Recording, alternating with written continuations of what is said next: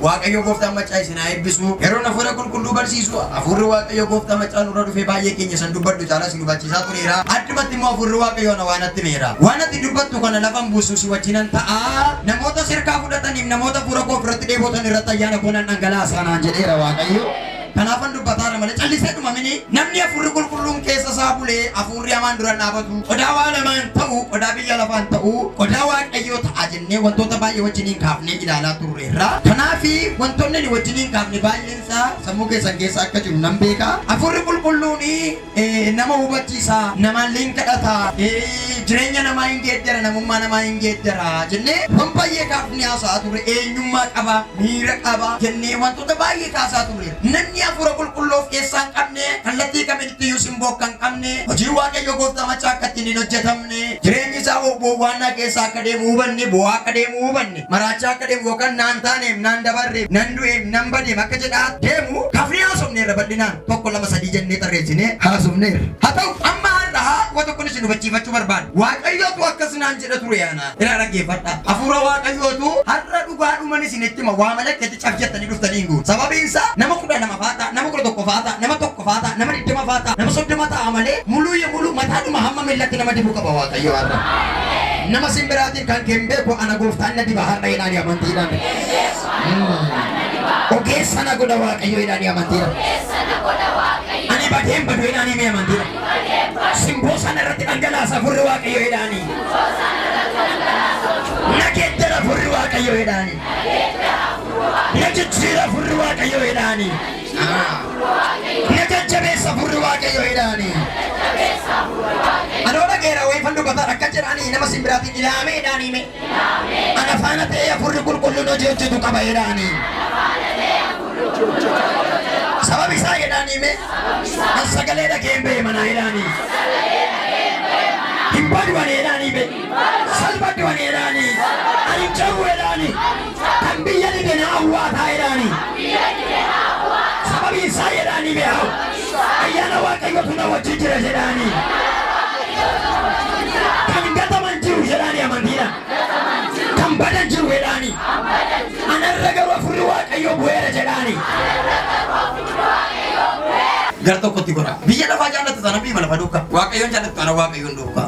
Hafuurri qulqulluun hundumaa beeka inni. Humna qabeessa inni jedhee gad humna qabeessa inni. Hundumaa danda'a inni. Bara baraan jiraataadha inni. Ati hundumaa jiraachuu danda'a jenni. Kana qofaas miti eenyummaa waan qabuufi amaloonni eenyummaa agarsiisan isa irraa hin mul'atu inni. Hafuurri qulqulluun beekumsa qaba. Ila ishee kana ilaallaa. Hafuurri qulqulluun beekumsa qaba ni barsiisa. Tokkoffaa Yohaannis boqonnaa 2 lakkoofsa 27. Akkuma kana Qorontoos tokkoffaa boqonnaa 2 lakkoofsa 10 meessa nan dubbisaa. Boqonnaa 2 lakkoofsa 10 jedhu kana waqteedha. Waaqayyo garuu hafuura qulqulluu isaa kana nutti mul'ise. Hafuura qulqulluu waan hundumaa yaada Waaqayyo isa gadi fagooyyuu qoree bira hin ka'a. Ila waan yaada namaa keessa jiru hafuuruma namicha keessa jirutu beeka malee namni biraan beekuu hin danda'u. Akkasumas hafuura Waaqayyo malee eenyullee yaada Waaqayyo hin hubatu. Ammas nuyi kennaa isaa Waaqayyo biraaf nuuf kenname beekuudhaaf hafuura isaa Waaqayyo biraa dhufee fudhannee malee hafuura biyya lafaa kanaa hin fudhannee jedha. Har'a isee kana irratti dubbadha. Hafuurri qulqulluun beekumsa qaba ni barsiisa. Isa jedhu irratti naasa'a. Waneen hafuura qulqulluu kana barsiisuun qaluma waan keessa kootii nagee miti. Hafuura Waaqayyoo tokko naan jedhe. Biyyi lafaa naan jedhe naan dargaggoota qabataa jira. Seexanii dargaggoota qabataa jira. Ati immoo wallaalaadha, ola deemaadha. Barsiisi, itti miisiin gargaara. Nan hubachiisa sammuu isaanii banaa. Yeroo ati barsiiftee raattu immoo nama baay'een fayyisa. Waan nan jedhe fedhe barsiifachaa jira. Kanaaf hafuurri qulqulluun namoonni waan akka makiinaa, waan akka bajaajii, waan akka motorsaayikilii fa barbaadan amma akka namicha machi ta'uu sana sokkaa dafaati. Sababiin isaa waa'ee motorsaayikilii raajuun dhuunfee waan ta'eef amma waa'ee fuuraan si barsiifadha. Isa barraa waa'ee motorsaayikilii salphaadha. Hafuurri qulqulluun eenyummaa qaba, miira qaba, hin gaddasii, hin gammada. Namni hafuura qulqulluun qabu taanaan jireenya kiristaanummaa jiraachuu hin danda'u, Waaqayyoon baruu hin danda'u, wajjin jiraachuu hin danda'u ne kaadha deeggan. Hafuurri qulqulluun of danda'aadha, of danda'aadha. Akkuma of danda'aa ta'e nama keessa bulee jennaan eenyummaa nama hundumaa of dandeessisa, si jabeessa, si cimsa. Fakkeenya tokkoon isinii kaasaa. Hafuurri qulqulluun of danda'aadha, humna qaba, jabina qaba gaafa jennu sammuun keenya waan baay'eetti hiikkachuu danda'a. Gaaffinis hin gaafadha. Ati inni kaleessaaf ati inni irraa tokko miti. Kaleessa sammuun kee waan mana hubataa miti. Lafeen amma qabu kuniif lafeen bara ijoollummaa koo qabu tokko miti. Lafeen amma qabu kun gurguddaadha. Inni yeroo sanaa garuu baay'ee xixinnoodha. Ilkaanni narratti nyaadhu galuuf ilkaanni kaleessa tokko miti. Har'a gooftaa fagalatu lafee yoo ciniinoo qasham godhee cabsuu nan danda'a. Maaliif jajjabaateera waan ta'eef ilkaanni koo amma gara nama ga'eessummaatti deemaa jira. Kanaafi hafuurri qulqulluun akkuma kana nama keessa gaafa bulu nama jijjiiraa deema nama geeddaraa deema nama haaressaa deema eenyummaa nama geeddaraa deema eenyummaa nama haaressaa deema harruma Hafuurri Qulqulluun isinirra bu'ee harruma afaan haaraa softanii harruma dinqii gootanii harruma miraakilii gootanii harruma namni isin hirkatti fayyee akkasuma Hafuurri Qulqulluun nama keessatti miirri isaa hafuurri isaa eenyummaan isaa humni isaa dabalaa deema malee harruma ka'ee harruma narra bu'ee isin isa kana barbaada harruma isinirra bu'ee harruma guutamtanii harruma dhukkubsaarra keessanii harruma nama qaqqabattanii seexanarraa hiisiitanii rampaalaa isa kana barbaadu mini isin Hafuurri Qulqulluun garuu akkamiin suuta asa'ee si barsiisaa dhufa si hubachiisaa dhufa dhoksaa waan hundumaa si hubachiisuu danda'a. Hafuurri Qulqulluun waan baay'ee xiiqni haasofneeru uumaadha iyyuu inni uumaadha sababiin isaa uumama tokko dubbifannee turre biyyi lafaa kanarra bishaantu ture callaboo gadi fagoo ture jennee waan tokko tokko kaafnee bal'inni haasofneeru har'a kanan dubbadhu garuu Hafuurri Qulqulluun beekaadha beekumsa qaba hin barsiisa waan jedhuudhaan macaafni qulqulluu kana gaaffiin isin gaafadha macaafa qulqulluu kana amma tuqaatanii dhuftanii iddoo maqaa dhaabattanii yookaan immoo mana teessanii waa'ee maxee tokko dubbifattanii isiniin galu waa'ee maal malee dhoksichi dhoksaa hafuuraatiin malee dhoksaa saayikooloojiif sammuu namaatiin namaan galu namoonni tokko kanaaf macaafa qulqulluu dubbifatanii wantichi gaafa garuu firiiduu maal jechuu barbaade macaafi kunii maaliin dubbisan miiraan dubbisan malee ayyaana waaqayyoo keessaa hin dubbisu namni ayyaana waaqayyoo keessa ta'e macaafa kana dubbisu taanaan rakkoo hamaa keessa gala indoo rakkoo sammuu keessa gala macaafa qulqulluu kana kan namaa hiiku hafuura waaqayyoo qofaan kan nama barsiisu hafuura waaqayyoo qofaan kan nama hubachiisu hafuura waaqayyoo duwwaan kan lafaa nama kaasu hafuura waaqayyoo duwwaan hafuura qulqulluu namni qabu namni hafuura qulqulluun keessa bulee hubataan nama cannafu kana godhi jechuun isin hin gaafatu hubataadha bakka sirrattisu jallaan qajeelaa wanti inni dubbatu illee waan qajeelaa wanti inni haasa'u waan qajeelaa hafuurri waaqayyoo isa kanaan nama madaan ati xinnoodha ati guddaadha ati beekaadha ati wal'aanaadha jiru namuma argeen hojjeta waaqayyo yeroo jedhu nama isa dhage nama isa jilbeenfatu nama isa dhaggeeffatu eessa jirta nama barbaade hafuurri waaqayyoon hojjeta ol qabee erga kee kan ulaagaa si gate yoo baay'ate iyyuu kan zarii si gate yoo baay'ate iyyuu kan qomoo si gate yoo baay'ate iyyuu kan naman taatu yoo jiraate iyyuu ayyaanni waaqayyoo nama si godha si jedhaera nama simbiraatiin ayyaanni waaqayyoo nama si godha naa jedhaani ayyaanni waaqayyoo nama si godha dabaliitiin ayyaanni amantiidhaani ayyaanni waaqayyoo nama si godha waaqayyo ameen erga ol qabadhu waarginaa saayira siin jedhaminittu kana narraa yoo kun nama taate nama si godha siin jedha waaqayyo jedhaera Hafuurri Qulqulluun nama barsiisa nama hubachiisa gaafa jennu gaafa teenye tilmaamnu gaafa teenye yaadnu baradheera angadheera muuxannoo qaba jechuu dandeessu asirratti ol baatanii muuxannoo biyya lafaatiin hojjettan isa kanarra kan dubbatamu asirraa kan haasa'a yoo waaqoo nama gargaara Hafuurri Qulqulluun nama keessa bule malee asirra dhaabattanii isachi barumsa gurguddaa qabdanii dhufanii asirratti hojjettan utuu achii biddanii as keessa wal keessa maxxanii wal keessa waliin tolan lamin inni iddoo kana abbaa qaba inni iddoo sana abbaa qaba inni suni kan biyya lafaati inni kunoo Waaqayyoo immoo barumsa biyya lafaatiin hojjetu barumsa eessanii Waaqayyootiin hojjetu Hafuurichaan Hafuurri kuni bal'aadhaan beekaa godha innaa sin guddisa beekaa isuma waan tokko isuma beekeedhuma yoo ani beekaa dhufee attaayyoo waa hubachiisa waatu galaaf waatu dhufaaf yeroo tokko hirribii bokkaa keessa mi'aa bokkaa keessaa reebte iyyuu ribaa naman kaafu itti tolti bokkana jira itti asii bakka wayii bokkaa roobinarra itti tol Hafuurri waaqayyo namarra jira naan akka kana namatti tol itti himtaa sii deebisaa itti haasoftaa sii deebisaa itti haasoftaa sii deebisaa otoo osoo eera isaatiin itti Hafuurri sirratti baneera ayyaana isaa Biiroo waaqayyoo sa'aatii 24 guutuu banamaadha. Irraan deebi'a biiroo waaqayyoo sa'aatii 24 guutuu maal oolan jedhu. Raanii magaafa diinaa machaa nama giloorraa dhaala bakraa diyaana baasanta raadiyaa. Yeroo dhattee jilbeenfattu ilaaya mucaakuu asiin bayi asiin gali asirra gori bara dhufu kanatti waggaa taalu kanatti mana barumsaa keetti kanatti ganama yeroo baatu abaluu sitti dhufa abaluu wajjiniin galtu sirna buuseera yaada kanaa. Qulqulluuni maalummaa isaa nama hubachiisa akkamitti akka nama wajjin hojjetu nama hubachiisa atama beekumsa akka fudhata si barsiisa ilaalaan jedha gooftaan gaafachina yaadadha utuma garadhuutu asii baataanaan jedhe ishiin jedheen waldaa utuun ga'in jedhe ishiin jedheen harka gadi irra dheennan nama tokko dhaabbataa ishiin jedheen nama sana harka qabiitii dheennaan harkattee taaganii jedhinnaan jedhe utuma deemu maal keewwata waaqayyo jedheen wayyaa akkas akka dhugaadha waaqarra utuma deemu yeroo naqu mataa waaqachi dhaabate namichoon jedheen yenna kottumeen jedheen fiigaa dhufe maal fiigaa dhufte nam kottu jettamee jedhe nabeettaa hin jedheen anoona nee gaafuma sin arguun harkatteetta galteetti galin jedheen wayyoo dhiyennaan horii tokko ni waan qaba isee manna jalaa badee amma bilbilin jedheen hin dawwal galteetti yennaan hin gallee bedaniin akka gootoonnaan dhiyennaan isaan mana keessaa buna dhugu kan argaa mana keessaa buna dhugu bilbiliiti irra deebi'e alatti gadi ba'aa jedheen eesh yennaan minaantu mana jala jira isa nyaachaa jirti horiin jedheen minaan nyaachaa jirte dhani hoo maali haroo gabbaani horiin dhugoo mana jala minaan nyaata maaliin argite ta'ee sartana maala dhokaa kee maaliin agarteen taan maaloo mucaa otoo karaa irra natti godhe natti beekaraan dargeen beeku dhuguma karaan dargeen beeku waa'ee namicha Namticha garuu afur waaqoo manatti irratti beena. Sinii galeera isin hubachiis isin barsiis. Amma eegeessa wangeelli isin irraa badee ayyaanni isin irraa sokkee afurri qulqulluu isin irraa sokkee maali yaa gooftaa jettu miti amma maali yaa gooftaa jedhina maali balleessi yaa gooftaa maali godhe gooftaa si tooddoodhaa kee si tooddoo jiru amma mee dhaggeeffadha dargaggoota ergaan isinii qaba billaa waaqa sirka buleessaa haa ta'u. Nama simbiraatiin si barsiisa afurri qulqulluun barsiisaa keetinaa jedhaanii. Dhoksaati bira hin geenye si hubachiisaa jedhaanii. Yeroo ati kadhattu jedhanii ayyaanni waaqayyo si golbooba jedhanii. Waan ati kadhatteef deebii sii laata jedhanii. Afurri qulqulluun barsiisaa gaariidha jedhanii jedhana. Kanni isin isa biraa fudhattan isin keessa hin jiraata inni waan isin barsiisu barsiisuu hin barbaadu. Afurri isaa inni dibata jedhame waa'ee waan hundumaa isin barsiisa. Barsiifni isaas dhugaadha. Sobni keessa hin jiru. Egaa akkuma inni isin barsiisu isatti jiraadha. Ammas yaa ijoollee koo yeroo Kiristoos mul'atu ija jabina akka qabaatan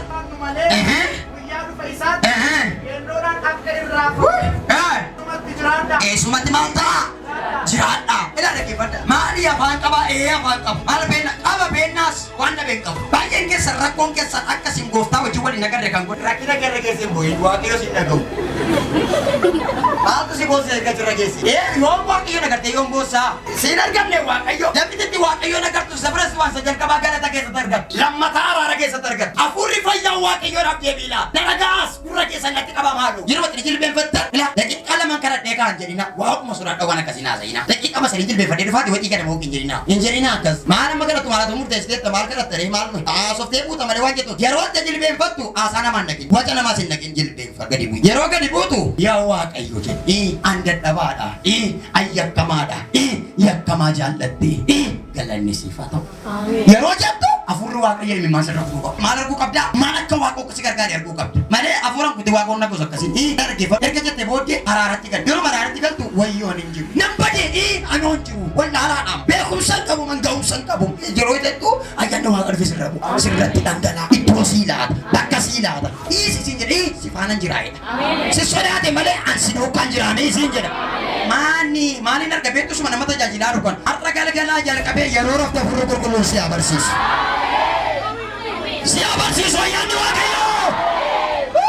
Nama kana nutti mudhamne laa jara keenya. Si abarsiifatu si hubachiifatu dhoksaa baroota si taasa'uuti. Yeroo natti araara kadhattu ayyakkamaadha. An cubbamaadha. An gadadamaadha. Wayyoo gaafa jettu laphee kee argataa dhufa waaqayyo. Ergamoota waaqa sitti qabbaba. Eeriyaan kee qabbabamaa ta'a. Naannoon kee marfamaa ta'a. Tingee waaqarraa afuufamudha keessa. Sagalee malakataadha keessa. Sagalee lilleera keessa. Ergamoota naannoo kee marfataa. Si abarsanii irraa kaasanii. Randa lama Roodiyaa nama jala magaayya. Ulfina kee gararraa keessatti mul'ata. Sabi jirtu gararraa keessatti argama. Eeriyaa keetu sodaachisuu jalqaba. Lafa irra jette tabidde ta'uu jalqaba. Waan dubbatutu naannoo keerraa waaraasuu jalqaba. Halkaniif guyyaa ayyaanni waaqa sirraa dhangala'u jedhaa. Ermiyaas indasiya. Ani waan tokko hin beeku. Wallaalaadhaan dadhabaadha maal jettannaan lakkii si wajjinan ta'a. Si faanan ta'a. Sin barsiifadha. Yooti buqqeette nan buqqisa. Yooti diigette nan diiga. Yooti ijaarette nan ijaara. Wallaalaa keessaan afurri koo mul'ata jedhe waaqayyo. Nama sin biraatiin dadhabina kee ilaalin jedhaanii. Dadhabina kee barbaada waaqayyo jedhaanii. Oh haleluuyaa. Yeroo mati dhangalaatu dha waaqatti. Yeroo mati kuftu haraara waamtu si golboomu jalqaba. Maaltu dhufaara beektaa afura waaqa sitti haraaramu jalqaba ramu. Inuma raarfattatti jallumatte. Utuun jaallatee inni tumna keessatti barbaaddu dhufee sii guutas. Ilaa dhaggeeffadha. Haraara malee waaqa nagartan kaa. Yoo haraarfattan malee waaqa nagartani. Indoo afurri waaqayyo dadhabina keenya nutti mul'isa. Ati cubbamaadha. Ati yakkamaadha. Addaan gisee yeroo tokko waan nama raachee booloonii mataa kun iyyi na godhu. Ijoollee baay'ee ilaaleen ayyaana waaqayyo irraa. Dhullaa yaa'u. Kadhachuu dhiisamme ayyaana waaqatirraa sokkee malee ergaa waaqatirra jiru. Jireenyi isaanii hamara. Yeroo itti hidhattee jilbeenfattu eessa akkasii dhufu hin beektu. Baay'ee waggaa kana taatee dhufee duratti eessa akka jirtu raafatu. Waan isaa siin galu ol baateerta. Afurri waaqayyo gaafa dhufee si butu olma si buta lafarraa. Hirriba keessaa si butu. Warra naannoo kee dirraman keessaa si baasa. Maal siin jedhe beektaa? Bara dhufu akkas barrittaan immoo akkas attaman godharee siin keessa. Dhaga'a. Hubadhu gaafa siin jedhu maaloo fudhan nagaa. Addanni gisee yeroo tokko yerooni fuula waaqayyoo dura dhabu fuula abbaa kootii dura gaafa dhabu baay'een gammada. Lameen maaliif mucaaqoo gaafa waaqayyoo laphee koo gargar. Ani dadhabaadha qola deemaadha humna qabu jabina qabu danda'u natti cimaa gaafan jedhu hin dhufu erga booda. Maaltu sitti badiinaan jedha waaqayyo. Kophaa kooti gaafa kophaa kee midina. Hallelujah. Danuu ergamoota kosii bobbaasee ramnaan. Ameen. Hiladika ola bida kita bita cimma kuara. Ani on danda'u san jedheetu maal na godha? Backgroundiitti qottachina deema. Eessaa akkan dhufu maal keessaa akkam ta'e? Maalirra akkan jiru? Eessa akkan deemaa? Maalitti akkan deemaa dhuna? Maalan godhare gaafa jiru? Agartee? Areessa koo kana dabarte? Dheengadda kana dabarte? Bara dheengadda kana dabarte? Kunoo salphaadha. Sitti teppa malee natti teppa miti. Si qabeera naan jedha. Gaafa jedhu si qabeeraaf naan jedha. Namatti na namanii kaa jedha. Na namanii kaa bira kootti na qabin jedha. Nan kenni. Beekin dubbadhu cimee walaa na qabin jedha. Naan jedha. Jabaan. Eriyaan koo yeroo isaan marsanii ilillee samaa irraa gaafa naga'u rakkina koo addunyaa kanarraa badde yaaddoo koo addunyaa kanarraa badde dhiphina addunyaa kanarraa badde nan balali'am raadiyaan abbaa adoos na fudhatee addunyaa rakkinni irra jirre tokko tachoon labaasa addunyaa yaaddoon hin jirre tokko tachoon labaasa. Siyaasi matu ayyaanni kun irraa kaasee.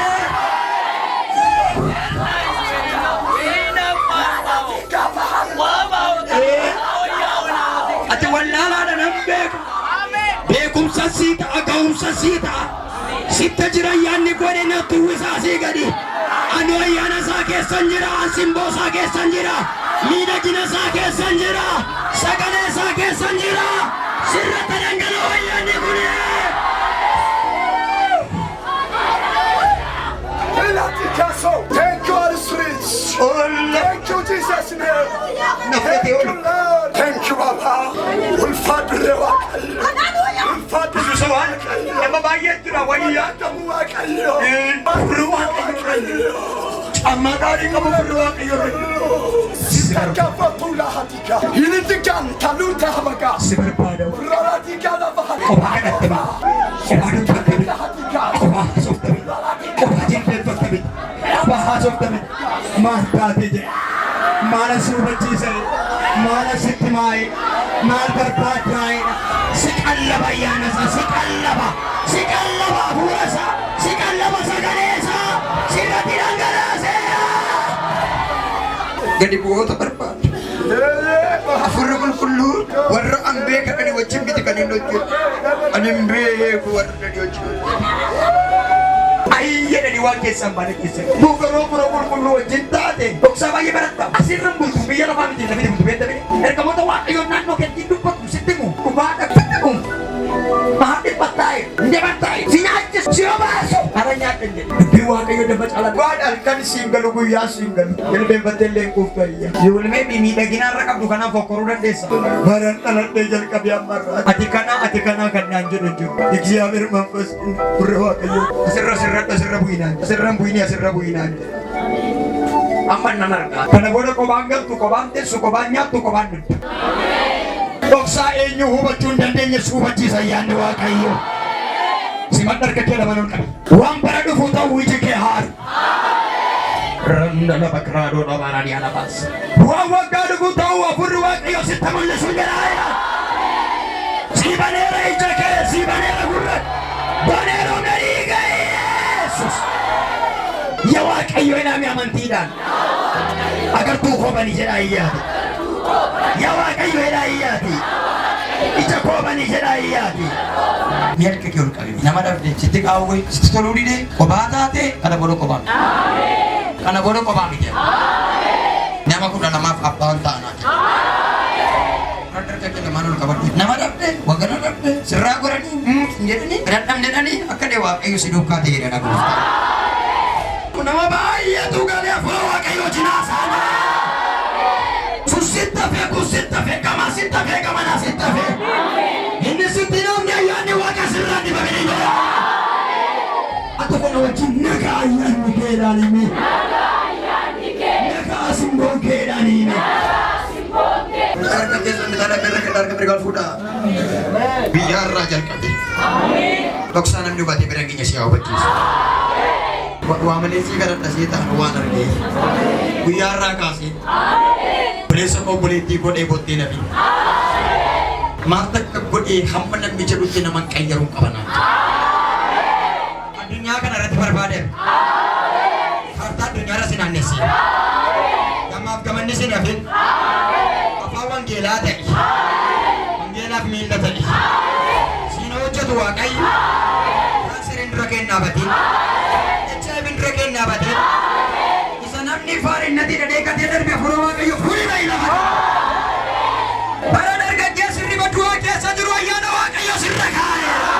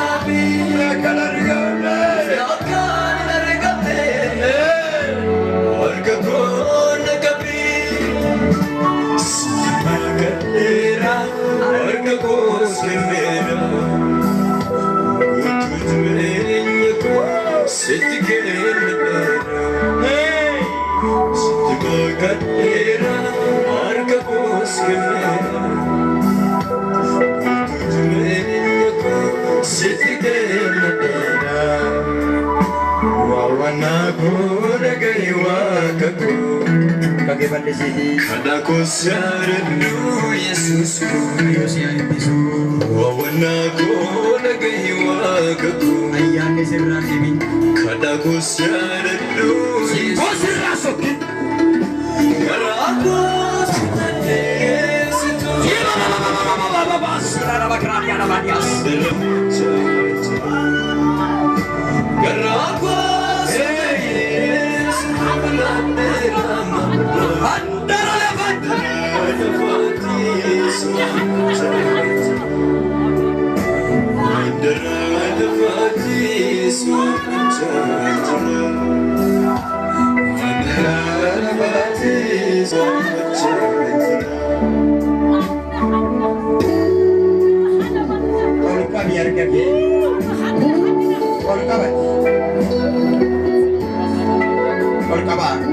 Bara namni gala deemu wala deemi.